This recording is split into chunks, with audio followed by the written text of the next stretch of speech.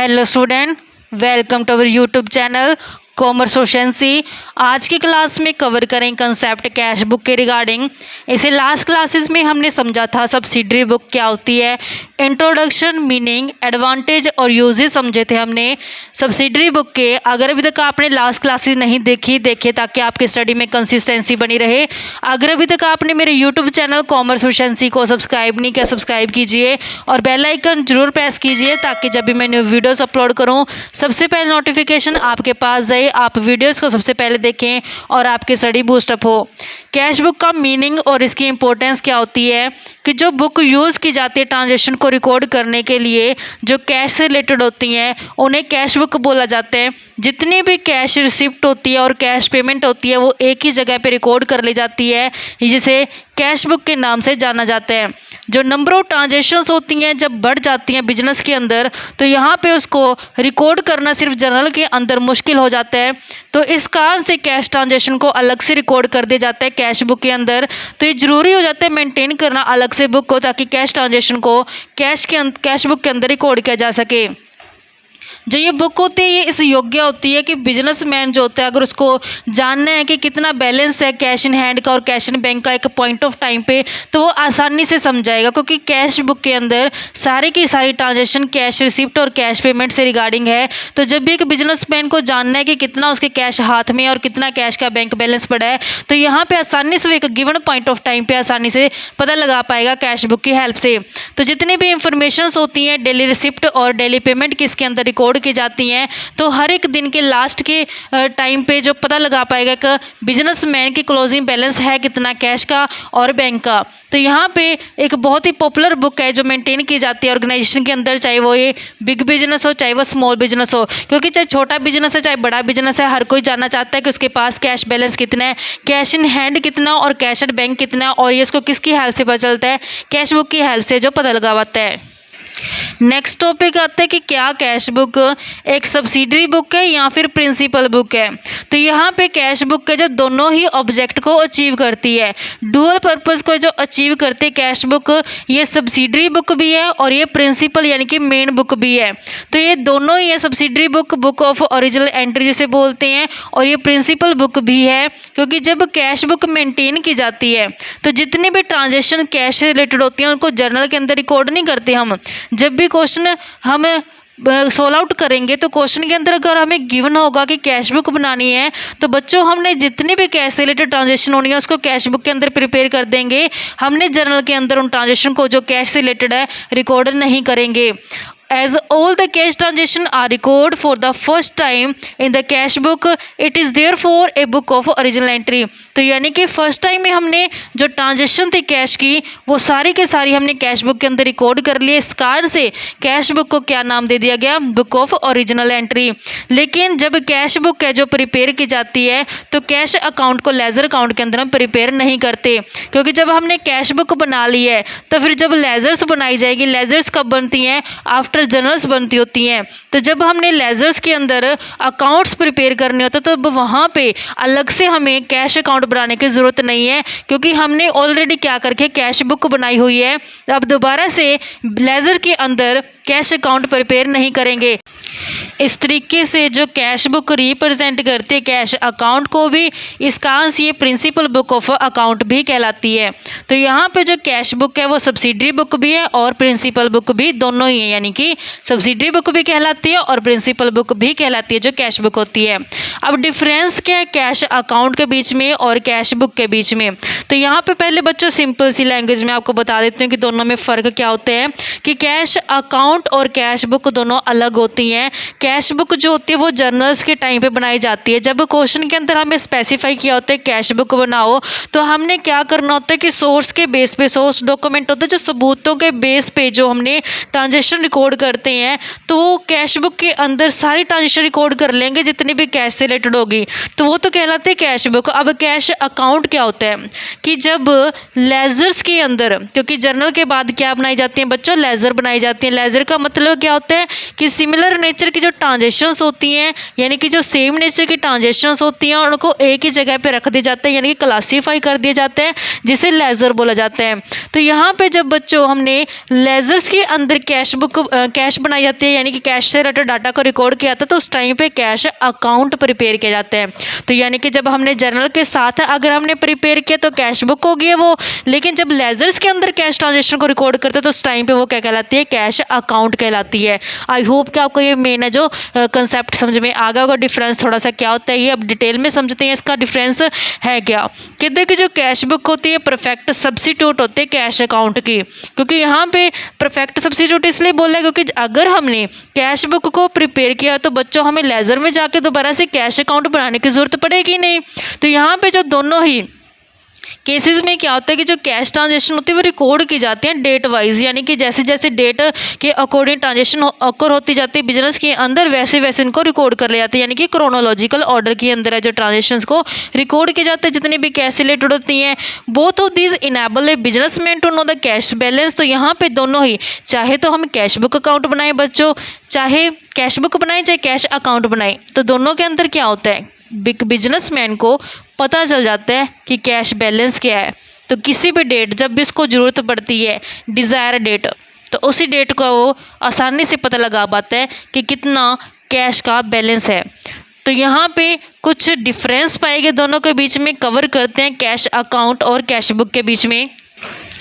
जो cash account होता है ये तो लेज़र के अंदर बनाया जाता है, जबकि जो कैश बुक होती है अलग से बुक बनाई जाती है ताकि कैश ट्रांजेक्शन्स को रिकॉर्ड किया जा सके। नेक्स्ट डिफरेंस आता है कैश अकाउंट का, कि जो कैश अकाउंट होती है लेज़र के अंदर है जो बनाई जाती है। कैश अकाउंट जो प्रिपेयर किया था वो लेज़र के अंदर बनाया जाता है, क्योंकि जर्नल्स के अंदर जितनी भी ट्रांजेक्शन्स होती हैं वो सारी ट्रांजेक्शन रिकॉर्ड कर ली जाती है, यानी कि मिक्स ट्रांजेक्शन पड़ी होती है जर्नल के अंदर।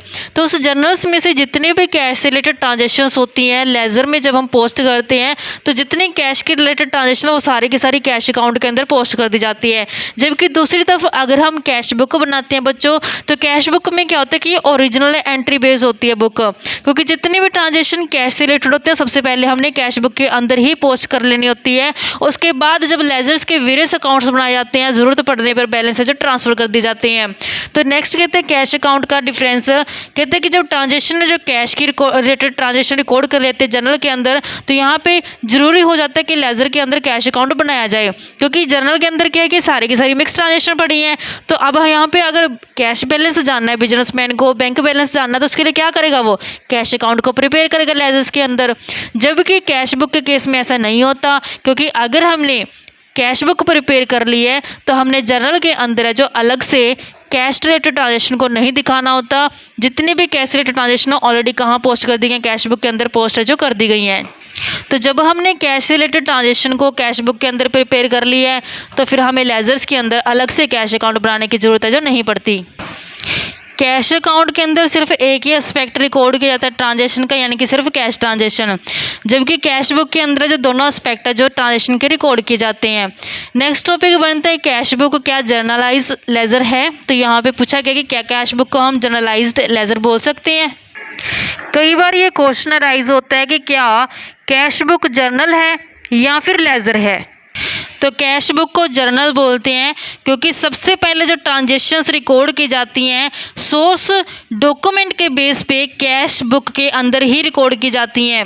तो यहाँ पे कैश बुक है जो also ledgers in the sense, क्योंकि कैश बुक को लेजर इसलिए बोला है क्योंकि ये सर्व करते जो पर्पज़ होता है कैश अकाउंट का भी, क्योंकि जब हमने कैश बुक बना ली होती है तो दोबारा से लेजर्स के अंदर हमें कैश अकाउंट बनाने की ज़रूरत नहीं पड़ती, क्योंकि हमें कैश बुक से ही पता चल जाते हैं बैलेंस की कितने कैश एंड हैंड और कितना कैश एंड बैंक है। तो हमें जो पर्पज़ होता है लेजर्स के अंदर कैश अकाउंट बनाने का वो कहाँ से अचीव हो चुका है, ऑलरेडी कैश बुक बनाने से ही अचीव हो चुका है।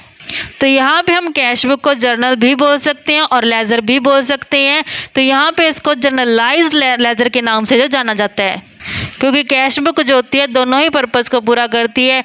इसमें जर्नल के गुण भी पाए जाते हैं और लेज़र के गुण भी पाए जाते हैं, इस कारण से इसको जर्नलाइज्ड लेज़र का नाम दिया गया है। नेक्स्ट टॉपिक आते हैं कि सिमिलैरिटीज़ क्या है कैश बुक में और जर्नल में, यानी कि दोनों में समानताएं क्या हैं।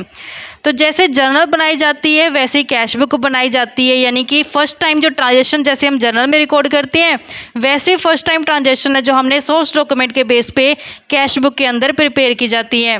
जैसे जर्नल्स के अंदर हमने डाटा डेट वाइज रिकॉर्ड करते हैं वैसे ही कैश बुक के अंदर भी डाटा डेट वाइज रिकॉर्ड किया जाता है, जिसे क्रोनोलॉजिकल ऑर्डर के बोलते हैं। तो यहाँ पे जैसे जर्नल्स प्रिपेयर की जाती है फिर ऐसे ही कैश बुक प्रिपेयर की जाती है, तो जो डाटा होता है जर्नल और कैश बुक का बाकी जो भी रिलेवेंट अकाउंट बनाए जाते हैं लेजर्स के अंदर उसमें पोस्ट किया था, यानी कि दोनों में समानता है। जैसे हमने जर्नल बनाने के बाद जो रिलेवेंट डाटा था वो लेजर के अंदर पोस्ट कर दिया, वैसे ही कैश बुक बनाने के बाद रिलेवेंट डाटा को लेजर्स के अंदर पोस्ट कर दिया जाता है। सिर्फ हमने यहाँ पे कैश अकाउंट को छोड़ देना होता है क्योंकि कैश बुक का जो ऑलरेडी बनाई गई होती है। जैसे जर्नल होती है वैसे ही कैश बुक भी लेजर फोलियो कॉलम का जो फॉलो करती हैं। जैसे हमने जर्नल के अंदर लेजर फोलियो कॉलम बनाया होता है वैसे ही कैश बुक के अंदर भी है जो लेजर फोलियो कॉलम का जो बनाया जाता है। इस तरीके से दोनों में सिमिलैरिटीज पाई जाती हैं कैश बुक में और जर्नल के बीच में। नेक्स्ट टॉपिक बनते हैं कि सिमिलैरिटीज क्या है कैश बुक में और लेजर में, कि जो फॉर्म होती है कैश बुक की ये क्लोजरली रिसेंबल करती है लेजर अकाउंट के साथ, क्योंकि यहाँ पे दोनों के अंदर क्या होते हैं दो इक्वल साइड्स होती हैं जिसे हम डेबिट साइड और क्रेडिट साइड बोलते हैं। दो आइडेंटिकल कॉलम बनाए जाते हैं, जैसे लेफ्ट साइड जिसे हम रिसिप्ट साइड बोलते हैं जिसे डेबिट साइड बोला जाता है, और राइट साइड जिसे पेमेंट साइड और क्रेडिट साइड बोला जाता है। नेक्स्ट जो सिमिलैरिटीज है कैश बुक और लेजर की, कहते हैं जो कैश बुक अपने आप में कैश अकाउंट का उद्देश्य भी पूरा करती है, क्योंकि जब कैश बुक मेंटेन की जाती है तो कैश अकाउंट को लेजर्स में हम नहीं बनाते, क्योंकि कैश बुक जब बन चुकी है ऑलरेडी तो लेजर के अंदर कैश अकाउंट बनाने की जरूरत नहीं पड़ती हमें। तो जो कैश बुक है वो उसने किसका पर्पस भी पूरा कर दिया, कैश अकाउंट का पर्पस भी पूरा कर दिया, क्योंकि जो कैश बुक होती है hence is a part of ledger also, तो कैश बुक किसका पार्ट बन गई, लेजर का पार्ट भी बन चुकी है। तो जैसे हम लेजर्स के अंदर और कैश बुक के अंदर हम दोनों ही के अंदर क्या करते हैं टू और बाय वर्ड का यूज़ करते हैं।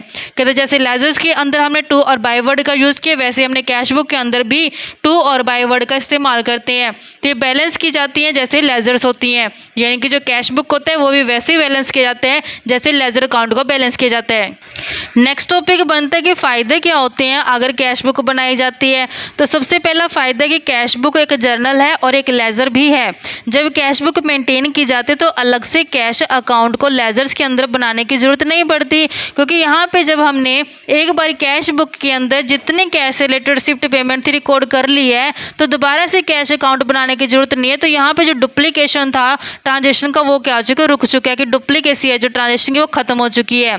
नेक्स्ट एडवांटेज आता है कि जो कैश अकाउंट होता है उसको ओपन नहीं करेंगे लेजर के अंदर। जब हमने ऑलरेडी कैश बुक को बना लिया तो दोबारा कैश अकाउंट को बनाने की जरूरत नहीं है, जिससे नंबर ऑफ लेजर्स अकाउंट क्या हो जाते हैं, कम हो जाते हैं। दोनों ही कैश और बैंक ट्रांजेक्शन जो होती हैं वो कैश बुक के अंदर रिकॉर्ड कर ली जाती हैं। एक बिजनेसमैन अगर जानना चाहता है एक पॉइंट ऑफ टाइम पे कितना उसके पास कैश इन हैंड है या कैश एट बैंक है तो वो आसानी से जान सकता है, उसको ज़्यादा वेट करने की ज़रूरत नहीं पड़ेगी, उसको आसानी से कैश बुक की हेल्प से जो बैलेंस पता चल जाएगा कितना उसका कैश इन हैंड है या फिर कितना उसका कैश एट बैंक पड़ा है। कैश बुक बनाने से जो डेली बेस पे रिसिप्ट होती है, पेमेंट होती है, वो आसानी से पता चल जाती हैं। जैसे हर एक दिन को हमने एंड करना होता है, यानी कि जब एक डे का हमने पूरा हिसाब रखकर उसको क्लोज किया तो लास्ट में पता चल जाता है कितना कैश बैलेंस और कितना बैंक बैलेंस है। तो जब हमने कैश बुक बनाई है तो कैश बुक बनाने से जो कैश का बैलेंस आता है वो बैलेंस किसके को लाना चाहिए, जो एक्चुअल में कैश इन हैंड है, क्योंकि जो फिजिकली कैश हमारे पास है यानी कि जो हमारे हाथ में कैश है उसके बराबर आना चाहिए वो बैलेंस जो हमने कैश बुक से निकाला है। तो यहाँ से वेरिफिकेशन जो हो जाती है कि वेरीफाई करने में हेल्प होती है कि जो एक्चुअल में कैश इन हैंड है जो कैश बुक के अंदर बैलेंस है क्या वो दोनों इक्वल हैं। अगर दोनों इक्वल है तो मतलब क्या है कि बढ़िया है, जो ट्रांजेक्शन है वो बिना किसी मैनिपुलेशन के रिकॉर्ड की गई, तो यहाँ पे जो डिफ्लिकेशंस होती हैं वो रिड्यूस हो जाती हैं, क्योंकि यहाँ पे जो धोखेधड़ी के चांस होते हैं, जो मैनिपुलेशन के चांस होते हैं, जो फ्रॉड के चांस होते हैं वो क्या हो चुके हैं, खत्म हो चुके हैं, क्योंकि हम एक एविडेंस के तौर पे जो जस्टिफिकेशन मिल चुका है, वेरीफाई कर चुके हैं कि जितना कैश का बैलेंस आया था उतना ही कैश इन हैंड का बैलेंस आया, तो यहाँ से वेरिफिकेशन है जो हो चुकी है। तो इस तरीके से बच्चों हमारे पास ये कंसेप्ट बनता था। आई होप क्या क्लियर हो गया होगा। नेक्स्ट क्लास में टाइप इसके क्या कैश बुक है वो कवर करेंगे। ऐसी रेगुलर क्लासेस के लिए आप मेरे यूट्यूब चैनल कॉमर्स प्रोफिशिएंसी को सब्सक्राइब, लाइक और शेयर करें, बेल आइकन जरूर प्रेस करें ताकि जब भी मैंने वीडियोस अपलोड करूं सबसे पहले नोटिफिकेशन आपके पास जाए, आप वीडियोस को सबसे पहले देखकर आपकी स्टडी बूस्ट अप हो।